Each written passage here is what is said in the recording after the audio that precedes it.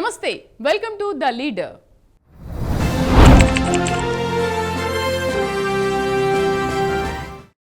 రాజకీయాల్లో కొందరు నాయకులు అధికారంలో ఉన్నప్పుడే కనిపిస్తారు, మరికొందరు ప్రతిపక్షంలో ఉన్నప్పుడే వినిపిస్తారు. కానీ అధికారంలో ఉన్నా ప్రతిపక్షంలో ఉన్నా ఒకే దూకుడుతో వ్యవహరించే నాయకులు చాలా అరుదు. అలాంటి నాయకుల్లో కింజరాపు అచ్చెన్నాయుడు ఒకరు. అసెంబ్లీలో మైక్ అందుకున్నారంటే అధికార పక్షం సమాధానం చెప్పాల్సిందే. పార్టీపై ఎక్కడ విమర్శ వచ్చినా ముందుండి బదులిచ్చే నాయకుడు, కార్యకర్తలకు కష్టం వస్తే ముందుండే నేత. రైతు సమస్యలైనా ప్రభుత్వ విధానాలైనా తనదైన శైలిలో మాట్లాడే నాయకుడు. కానీ ఈ ఫైర్ బ్రాండ్ ఇమేజ్ ఒక్క రోజులో రాలేదు. దాని వెనక దశాబ్దాల రాజకీయ ప్రయాణం ఉంది. కుటుంబం నుంచి వచ్చిన రాజకీయ స్ఫూర్తి ఉంది. ప్రజల్లో తిరుగుతూ సంపాదించుకున్న అనుభవం ఉంది. విజయాలు ఉన్నాయి, ఎదురుదెబ్బలు ఉన్నాయి, విమర్శలు ఉన్నాయి, వివాదాలు ఉన్నాయి. వాటన్నింటినీ దాటుకుంటూ ఉత్తరాంధ్రలో తనకంటూ ప్రత్యేక ముద్ర వేసుకున్న నాయకుడిగా అచ్చెన్నాయుడు ఎలా ఎదిగారు? Let's watch. ఉత్తరాంధ్ర రాజకీయంగా ఎంతో చైతన్యం ఉన్న ప్రాంతం. ప్రజా ఉద్యమాలకు, రైతు సమస్యలకు, తీర ప్రాంత ప్రజల జీవన పోరాటాలకు వేదికగా నిలిచిన నేల. శ్రీకాకుళం జిల్లా రాజకీయాలు పరిశీలిస్తే అక్కడ నాయకుడు నిర్ణయించేది కేవలం పార్టీ కాదు, ప్రజలతో ఉండే అనుబంధం కూడా. అలాంటి రాజకీయ వాతావరణంలో కింజరపు కుటుంబం ప్రజలకు దగ్గరైంది. గ్రామస్థాయి నుంచి ప్రజలతో మమేకమవుతూ వారి సమస్యల కోసం పోరాడే కుటుంబంగా పేరు తెచ్చుకుంది. ఆ కుటుంబం నుంచే ఇద్దరు సోదరులు రాష్ట్ర రాజకీయాల్లో తమదైన ముద్ర వేశారు. వారిలో ఒకరు జాతీయ రాజకీయాల్లో గుర్తింపు పొందిన కింజరపు ఎర్రన్నాయుడైతే, మరోవైపు రాష్ట్ర రాజకీయాల్లో తనదైన దూకుడుతో ఎదిగిన నాయకుడు కింజరపు అచ్చెన్నాయుడు. రాజకీయాలంటే అధికారం మాత్రమే కాదు, ప్రజల నమ్మకం గెలుచుకోవటం కూడాని చిన్నప్పటినుంచే చూసిన అచ్చెన్నాయుడు అదే సిద్ధాంతాన్ని తన రాజకీయ జీవితంలో కొనసాగించారు.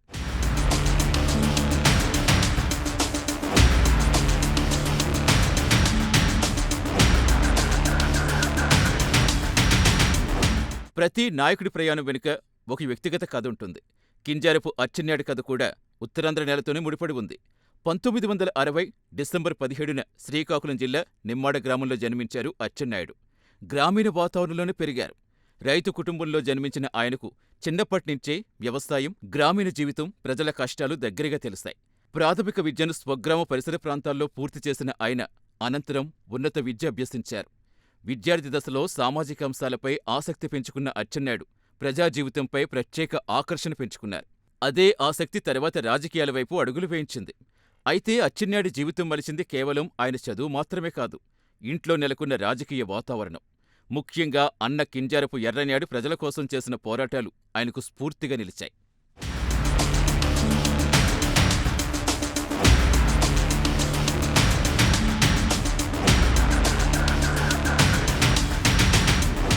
సాధారణంగా రాజకీయ వారసత్వం ఉన్న కుటుంబాల్నుంచి వచ్చే నాయకులపై ఒక విమర్శుంటుంది.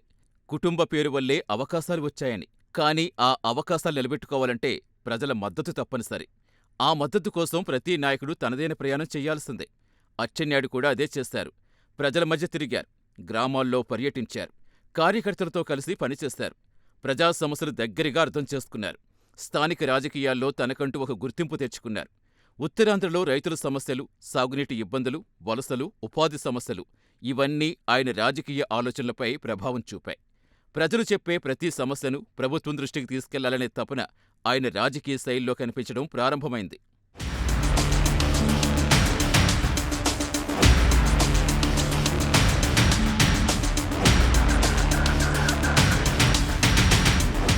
తెలుగుదేశం పార్టీ ఆవిర్భావం తరువాత ఉత్తరాంధ్రలో పార్టీని బలోపేతం చేయటంలో కింజరపు కుటుంబం కీలక పాత్ర పోషించింది. పార్టీకి కష్టకాలం వచ్చినా, ఎన్నికల్లో ఎదురుదెబ్బలు తగిలినా కార్యకర్తలను కాపాడుతూ నిలబడ్డ నాయకుల్లో ఎర్రన్నాయుడు ఒకరు. ఆ రాజకీయ వాతావరణం దగ్గరగా చూసిన అచ్చెన్నాయుడు నాయకత్వం అంటే ఏమిటో చిన్నప్పటినుంచే నేర్చుకున్నారు. ప్రజల్లో ఉండటం, కార్యకర్తలను ఆదుకోవడం, పార్టీ కోసం కష్టపడ్డం ఇవన్నీ ఆయన రాజకీయ జీవితంలో సహజంగా భాగమయ్యాయి. అయితే కుటుంబం రాజకీయాల్లో ఉండటం ఒక విషయమైతే, ప్రజల తీర్పుతో గెలిచి నాయకుడిగా నిలబడ్డం మరో విషయం.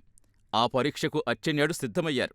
రాజకీయాల్లోకి వచ్చిన తరువాత అచ్చెన్నాయుడు తన దృష్టిని ఒక్క నియోజకవర్గానికే పరిమితం చేయలేదు. ప్రజలు ఎదుర్కొంటున్న సమస్యలు నేరుగా తెలుసుకోవటం, వాటికి పరిష్కారం కోసం ప్రభుత్వంపై ఒత్తిడి తీసుకురావటం, ప్రజల మధ్య నిరంతరం ఉండటం ఇవే ఆయన రాజకీయ శైలిగా మారాయి. ఎన్నికలు ముగిశాక కూడా ప్రజల మధ్య కనిపించే నాయకుడిగా ఆయన ప్రత్యేక గుర్తింపు పొందారు. అసెంబ్లీలో అవకాశం వచ్చిన ప్రతిసారి ఉత్తరాంధ్ర అభివృద్ధి, సాగునీరు, మౌలిక సదుపాయాలు, రైతుల సమస్యలు, మత్స్యకారుల ఇబ్బందులు వంటి అంశాలు ప్రస్తావిస్తూ ప్రభుత్వ దృష్టి ఆకర్షించేందుకు ప్రయత్నించారు. అదే ఆయన్ను క్రమంగా రాష్ట్రస్థాయి నాయకుడిగా నిలబెట్టింది.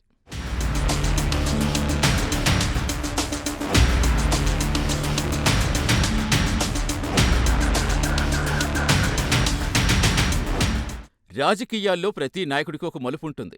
అచ్చెన్నాయుడు జీవితంలో ఆ మలుపు మంత్రి పదవి. పరిపాలనలో భాగమయ్యే అవకాశం రావడంతో ప్రజా సమస్యలు కేవలం ప్రశ్నించే స్థాయి నుంచి పరిష్కారాలు చూపాల్సిన బాధ్యత ఆయనపై పడింది. ఆ బాధ్యత నిర్వర్తించే క్రమంలో పరిపాలనలో తనకంటూ ఒక అవగాహన పెంచుకున్నారు. తెలుగుదేశం ప్రభుత్వంలో కార్మిక శాఖ, ఉపాధి కల్పన, కర్మాగారాలు, నైపుణ్యాభివృద్ధి, పారిశ్రామిక రంగాలకు సంబంధించిన శాఖలు నిర్వహించిన అచ్చెన్నాయుడు తరువాత రవాణా శాఖ బాధ్యతలు కూడా చేపట్టారు.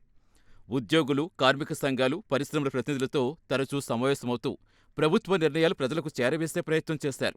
పరిపాలనలో వేగం, నిర్ణయాల్లో స్పష్టత ఉండాలనే అభిప్రాయం ఆయన పలుమార్లు వ్యక్తం చేశారు.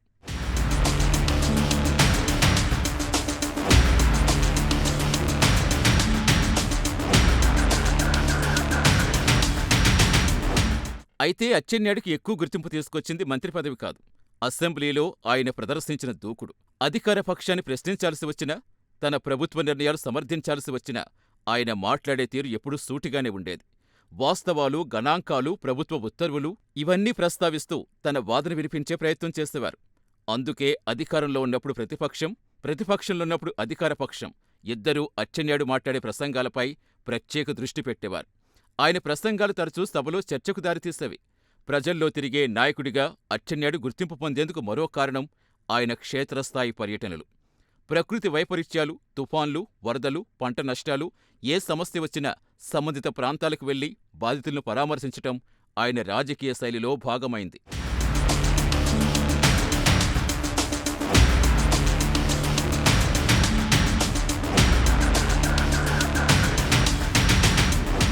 ఉత్తరాంధ్రలో రైతులు, మత్స్యకారులు, వ్యవసాయ కూలీలు ఎదుర్కొనే సమస్యలపై అచ్చెన్నాయుడు తరచూ స్పందించేవారు.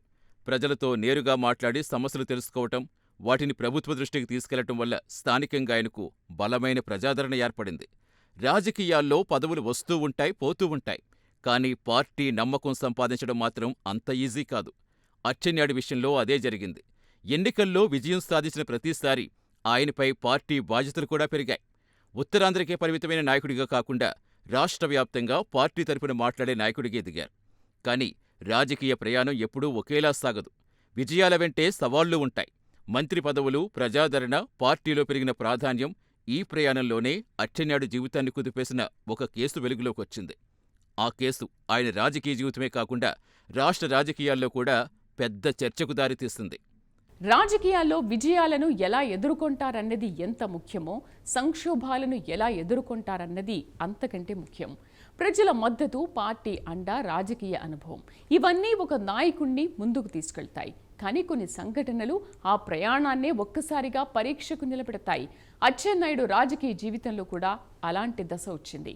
ఒక కేసు, ఒక అరెస్టు, దానిపై రాజకీయ ఆరోపణలు, ప్రత్యారోపణలు రాష్ట్ర వ్యాప్తంగా పెద్ద చర్చకు దారితీశాయి. ఆ పరిణామాలు ఆయన రాజకీయ జీవితాన్ని ఎలా ప్రభావితం చేశాయి? ఆ తర్వాత జరిగిన పరిణామాలేంటి చూద్దాం. 2020లో ఈఎస్ఐ ఔషధాల కొనుగోలు వ్యవహారానికి సంబంధించి అవినీతి ఆరోపణలు వెలుగు చూస్తాయి. అప్పట్లో అవినీతి నిరోధక శాఖ కేసు నమోదు చేసి దర్యాప్తు ప్రారంభించింది. ఈ కేసులో అచ్చెన్నాయుడు పేరు కూడా చేర్చడంతో రాష్ట్ర రాజకీయాల్లో ఒక్కసారిగా చర్చ మొదలైంది.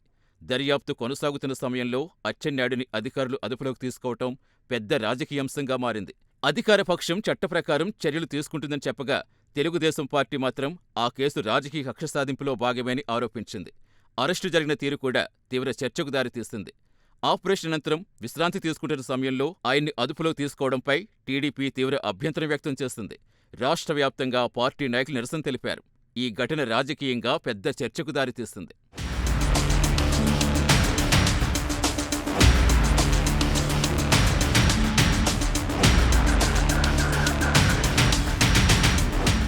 అయితే మరోవైపు దర్యాప్తు సంస్థలు తమ వద్ద ఉన్న ఆధారాల ప్రకారమే విచారణ చేపట్టామని స్పష్టం చేశాయి. కేసు చట్టపర ప్రక్రియలో కొనసాగింది. ఈ వ్యవహారం కొన్ని నెలలుగా రాష్ట్ర రాజకీయాల్లో ప్రధాన చర్చగా నిలిచింది. అచ్చెన్నాయుడు మాత్రం తనపై వచ్చిన ఆరోపణలు మొదట్నుంచి ఖండించారు. తనకి ఏ తప్పు తెలీదని, రాజకీయ కారణాలతో తనను లక్ష్యంగా చేస్తున్నారని పలు సందర్భాల్లో పేర్కొన్నారు. న్యాయపరంగా పోరాడతానని స్పష్టం చేశారు. ఈ కేసు కోర్టుల వరకు వెళ్ళింది. చట్టపర ప్రక్రియ కొనసాగుతున్న సమయంలో ఆయన బెయిల్పై రిలీజయ్యారు. తరువాత మళ్లీ రాజకీయ కార్యకలాపాల్లో చురుగ్గా పాల్గొన్నారు.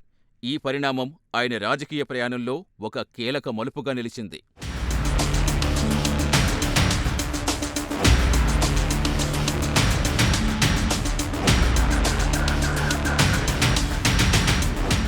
సంక్షోభం తర్వాత చాలామంది నాయకులు రాజకీయంగా వెనుకబడిపోతారు.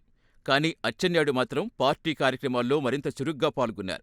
రాష్ట్ర వ్యాప్తంగా పర్యటిస్తూ కార్యకర్తల్లో ధైర్యం నింపే ప్రయత్నం చేశారు. టీడీపీ కష్టకాలంలో జిల్లాల వ్యాప్తంగా తిరుగుతూ పార్టీ శ్రేణులను సమన్వయం చేశారు.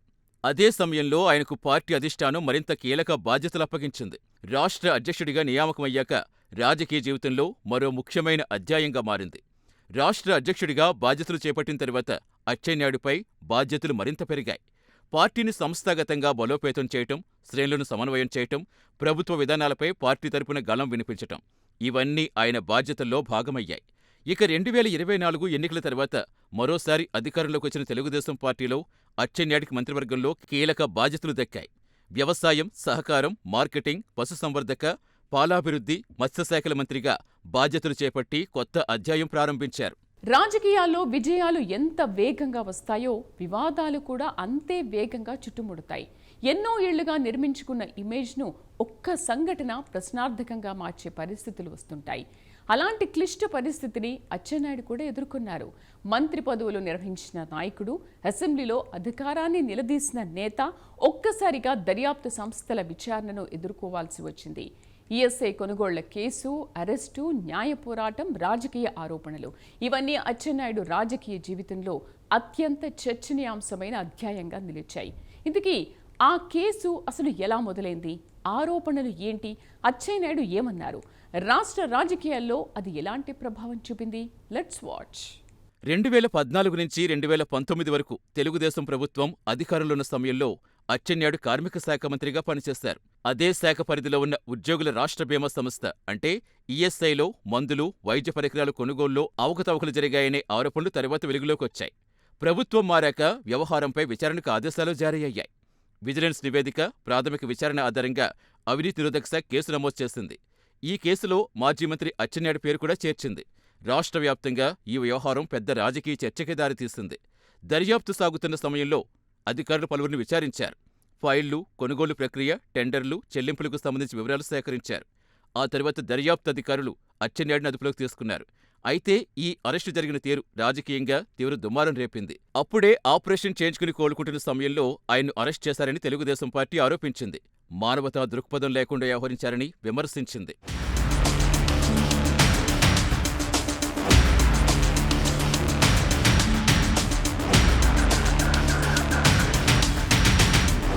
మరోవైపు దర్యాప్తు సంస్థలు మాత్రం చట్టపర విధానాల ప్రకారమే చర్యలు తీసుకున్నామని స్పష్టం చేశాయి. తమ వద్ద ఉన్న ఆధారాల ప్రకారమే కేసును ముందుకు తీసుకెళ్తున్నామని వెల్లడించాయి. దీంతో రాజకీయ వేదికల నుంచి కోర్టుల వరకు ఈ వ్యవహారం విస్తరించింది. అధికార పక్షం అవినీతిపై రాజీ పడవమని చెబితే ప్రతిపక్షం ఇది రాజకీయ కక్ష సాధింపుగా వాదించింది. రెండు ప్రధాన రాజకీయ పార్టీల మధ్య మాటల యుద్ధానికి ఈ కేసు కేంద్ర బిందువైంది.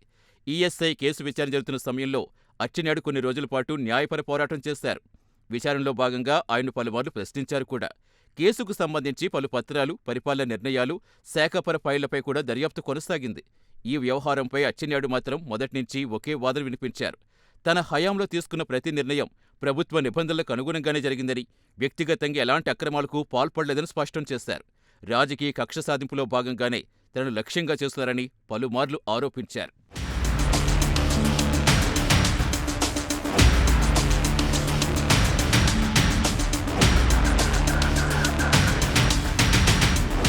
రాజకీయాల్లో ఒక్కోసారి కేసుల కంటే వాటి చుట్టూ జరిగే ప్రచారమే ఎక్కువ ప్రభావం చూపిస్తుంది. అచ్చెన్నాయుడు విషయంలో కూడా అదే జరిగింది. ఒకవైపు దర్యాప్తు కొనసాగుతుంటే మరోవైపు రాజకీయంగా విమర్శలు మరింతగా ముదిరిపోయాయి. అధికార పక్షం అవినీతిపై రాజీ లేదని చెబితే తెలుగుదేశం పార్టీ మాత్రం రాజకీయ వేధింపుల్లో భాగమేనని ఆరోపించింది.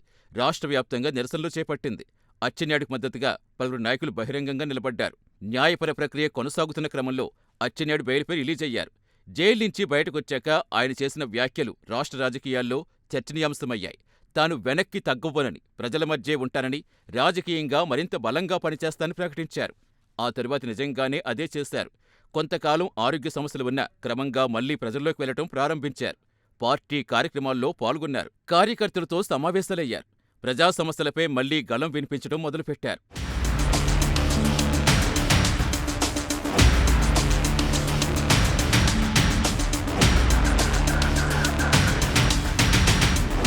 ఈ మొత్తం పరిణామం రాజకీయ విశ్లేషకులు మరో కోణంలో కూడా చూశారు.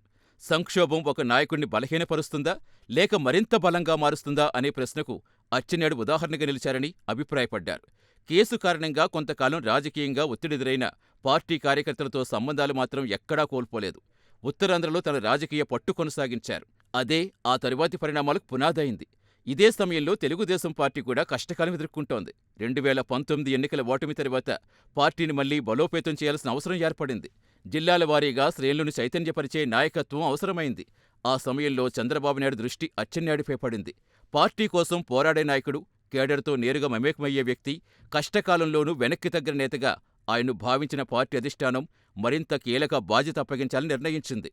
ఒకవైపు కేసులు, మరోవైపు పార్టీ బాధ్యతలు, ఇంకోవైపు రాష్ట్ర వ్యాప్తంగా మారుతున్న రాజకీయ సమీకరణాలు. ఈ పరిస్థితుల్లో అచ్చెన్నాయుడు తీసుకున్న ప్రతి అడుగు ఆయన రాజకీయ భవిష్యత్ నిర్ణయించేలా మారింది. అలాంటి సమయంలోనే ఆయన చేతికొచ్చింది తెలుగుదేశం పార్టీ రాష్ట్ర అధ్యక్షుడి బాధ్యత. రాజకీయాల్లో ఒక నాయకుడి అసలు బలం పదవిలో ఉన్నప్పుడు కాదు, పార్టీ కష్టాల్లో ఉన్నప్పుడు తెలుస్తుంది. విజయం సాధించిన పార్టీని నడిపించడం ఒక బాధ్యత అయితే, ఓటమి పాలైన పార్టీకి మళ్లీ ఊపు తీసుకురావడం మరో బాధ్యత. ఆ బాధ్యతని అప్పగించింది తెలుగుదేశం పార్టీ అచ్చెన్నాయుడికి. ఒకవైపు ఈఎస్ఐ కేసు, మరోవైపు రాజకీయ ఒత్తిళ్లు, ఇంకోవైపు పార్టీ పునర్నిర్మాణం. ఇలాంటి పరిస్థితుల్లో రాష్ట్ర అధ్యక్షుడిగా బాధ్యతలు చేపట్టిన అచ్చెన్నాయుడు పార్టీని మళ్లీ క్షేత్రస్థాయిలో ఎలా బలోపేతం చేశారు, 2024 ఎన్నికలకు ఎలా సిద్ధం చేశారు, అధికారంలోకి వచ్చిన తర్వాత ఆయనకు దక్కిన కొత్త బాధ్యతలేంటి చూద్దాం. 2020లో తెలుగుదేశం పార్టీ రాష్ట్ర అధ్యక్షుడిగా బాధ్యతలు చేపట్టారు అచ్చెన్నాయుడు.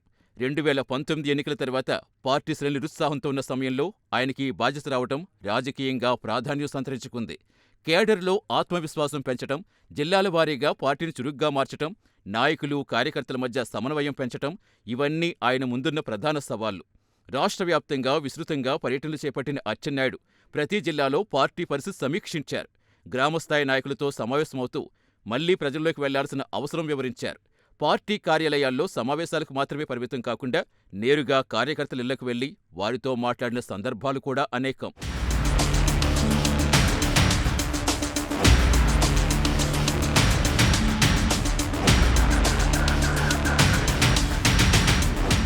ప్రతిపక్ష రాజకీయాల్లో ప్రజా సమస్యలే ప్రధాన ఆయుధమని భావించిన అచ్చెన్నాయుడు రైతులు, నిరుద్యోగులు, మహిళలు, ఉద్యోగులు ఎదుర్కొంటున్న సమస్యలపై పార్టీ తరపున నిరంతరం స్పందించారు. ప్రభుత్వం తీసుకున్న నిర్ణయాలపై విలేకరుల సమావేశాలు, నిరసన కార్యక్రమాలు, ధర్నాలు చేస్తూ పార్టీ గళం ప్రజల్లోకి తీసుకెళ్లే ప్రయత్నం చేశారు. అసెంబ్లీ వెలుపల కూడా పార్టీ తరపున బలమైన వాదన వినిపించే నాయకుడిగా గుర్తింపు పొందారు. అధికారాన్ని ప్రశ్నించడంలో, పార్టీ వైఖరి సమర్థించడంలో ఆయన దూకుడు తగ్గలేదని పార్టీ శ్రేణులు భావించాయి. 2024 ఎన్నికలు దగ్గర పడుతున్న కొద్దీ తెలుగుదేశం పార్టీలో సంస్థాగత బలోపేతంపై ప్రత్యేక దృష్టి పెట్టారు అచ్చెన్నాయుడు. బూత్ స్థాయి కమిటీల నుంచి జిల్లా స్థాయి నాయకత్వం వరకు పార్టీ నిర్మాణం మరింత బలపరిచేందుకు ప్రయత్నించారు. ఎన్నికల సమయంలో పార్టీ అభ్యర్థుల తరపున రాష్ట్ర వ్యాప్తంగా విస్తృతంగా ప్రచారం చేశారు. ఉత్తరాంధ్ర మాత్రమే కాదు, కోస్తా, రాయలసీమ జిల్లాల్లో కూడా పర్యటిస్తూ పార్టీ విజయానికి కృషి చేశారు.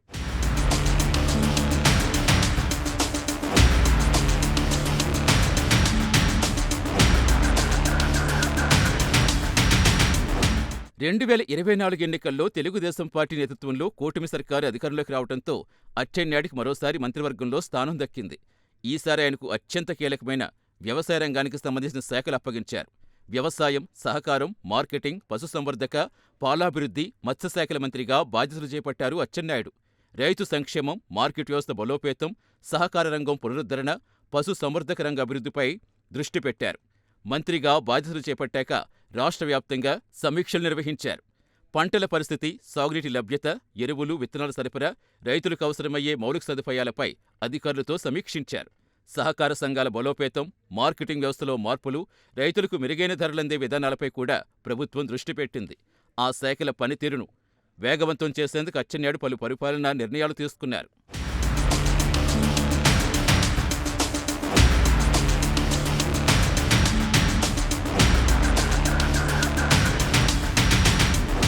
మంత్రి అయిన పార్టీ రాష్ట్ర అధ్యక్షుడిగా తన బాధ్యతలు కూడా కొనసాగించారు. ఒకవైపు పరిపాలన, మరోవైపు పార్టీ కార్యక్రమాలు రెండూ సమన్వయం చేస్తూ ముందుకు సాగుతున్నారు. ప్రభుత్వ నిర్ణయాలు ప్రజల్లోకి తీసుకెళ్లటంలో, పార్టీ కార్యకర్తలతో నిరంతరం సంబంధాలు కొనసాగించటంలో ఆయన చురుగ్గా వ్యవహరిస్తున్నారు. అయితే అచ్చెన్నాయుడు రాజకీయ ప్రయాణం ఇక్కడితో ముగియదు. 4 దశాబ్దాలకు పైగా సాగిన రాజకీయ జీవితంలో ఆయన సంపాదించుకున్న అనుభవం, ఎదుర్కొన్న సవాళ్లు, సాధించిన విజయాలు ఇవన్నీ ఆయన నాయకత్వం ప్రత్యేకంగా నిలబెట్టాయి.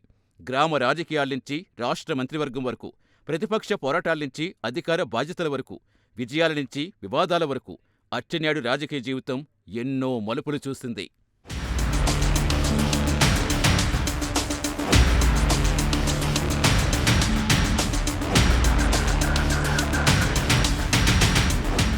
మంత్రి బాధ్యతలు చేపట్టాక అచ్చెన్నాయుడు తన శాఖలకు సంబంధించి సమీక్షలు క్రమం తప్పకుండా నిర్వహిస్తున్నారు. వ్యవసాయం నుంచి పశుసంవర్ధక రంగం వరకు ప్రతి అంశంపై అధికారులతో నేరుగా చర్చిస్తూ నిర్ణయాల అమలుపై దృష్టి పెడుతున్నారు. రైతులకు ప్రభుత్వ పథకాలు వేగంగా అందేలా చర్యలు తీసుకోవాలని అధికార యంత్రాంగాన్ని ఆదేశిస్తున్నారు. పంటల సాగు, ఎరువుల నిల్వలు, విత్తనాల పంపిణీ, మార్కెట్ యార్డ్స్ నిర్వహణ, పంట కొనుగోళ్లు ప్రతి అంశాన్ని ఎప్పటికప్పుడు పర్యవేక్షిస్తూ శాఖల పనితీరు సమీక్షిస్తున్నారు.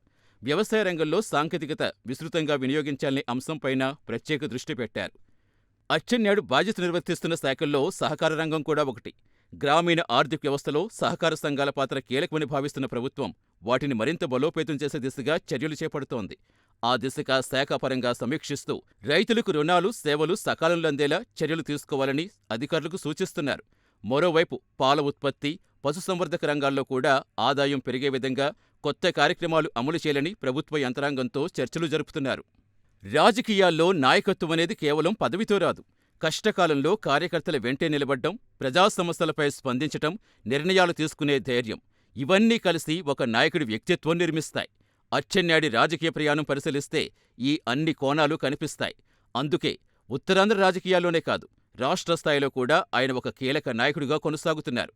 ప్రతి ఎన్నిక ఒక కొత్త పరీక్ష, ప్రతి ప్రభుత్వం ఒక కొత్త బాధ్యత, ప్రతి రాజకీయ పరిస్థితి ఒక కొత్త సవాల్.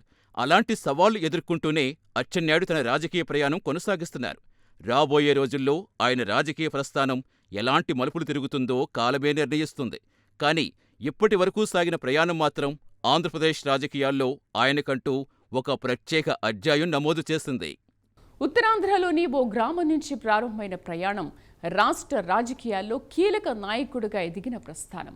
విజయాలు, వివాదాలు, బాధ్యతలు, పోరాటాలు అన్నింటినీ కలిపిన కథే కింజరాపు అచ్చెన్నాయుడిది. ప్రజల తీర్పు, పార్టీ విశ్వాసం, రాజకీయ అనుభవం ఈ 3 స్తంభాల మీద ఆయన ప్రజా జీవితం కొనసాగుతోంది. భవిష్యత్తులో ఆయన రాజకీయ ప్రయాణం ఎటువైపు సాగినా ఆంధ్రప్రదేశ్ రాజకీయాల్లో కింజరాపు అచ్చెన్నాయుడు అనే పేరు మాత్రం ప్రత్యేకంగా నిలిచిపోతుందనడంలో సందేహం లేదు.